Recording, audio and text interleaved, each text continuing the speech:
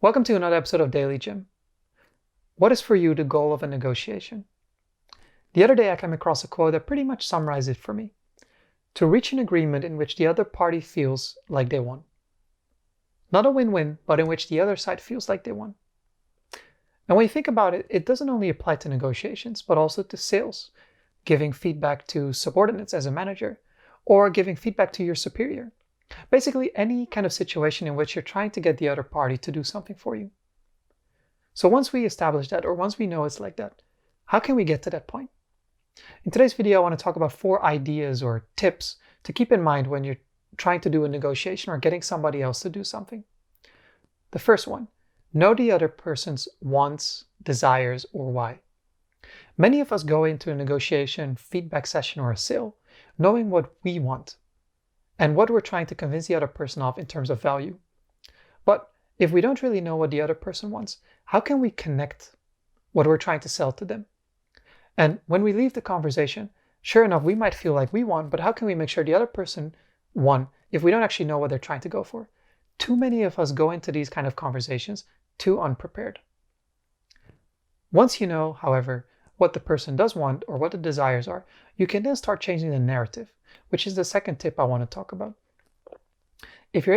Because you know what the other person wants, you're able to change the narrative or the perspective to such an extent that what kind of value or feedback you're trying to give to the other person, you can connect it with something they want. And all of a sudden, there's an emotional connection established there. Imagine you're a salesperson trying to sell a luxury car with a powerful engine.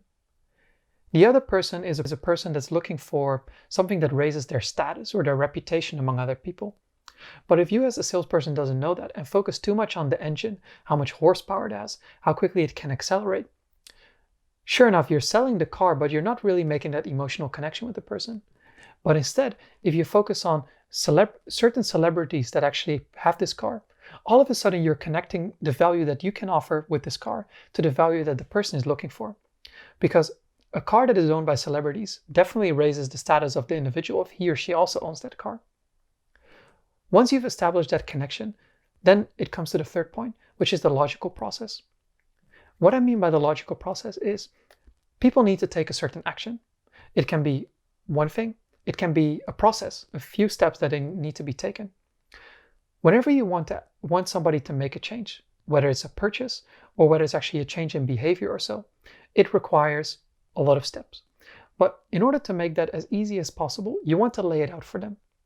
The emotional connection has been established, the value has been illustrated to the other person. Then, by making it as easy for them to at least take one single step, and whether there are more steps required or not, but making that first step as easy as possible, telling them what to do, all of a sudden they can follow it so easily that they don't even have to think about it. Once you've also triggered the logical side of things, you can then try to up your level by focusing on the final point, which is making the other person feel like the idea was theirs to begin with. That it wasn't you coming to them, but that they came to you. Or at least that they start looking at you as somebody that they should go to whenever they want to experience this kind of value.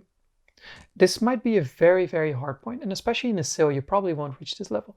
But when it comes to giving feedback or as a manager, it's definitely something that you should think about to try and reach. Because once a person feels like the idea came from them, they no longer feel like they're being forced to do something or pushed to do something, but instead that everything came from within. And all of a sudden the commitment is so much higher, and they also start viewing you in a better light.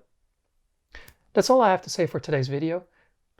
Let me know what your definition is of accomplishing a certain negotiation, or how you would go about to reach a sale or to give feedback in a proper manner. And if you're interested in more videos like this to try and improve your efficiency, effectiveness, or productivity, be sure to follow my channel or to subscribe to my channel. I'll be back with another video on Monday. I wish you all a nice weekend and definitely have a nice day today.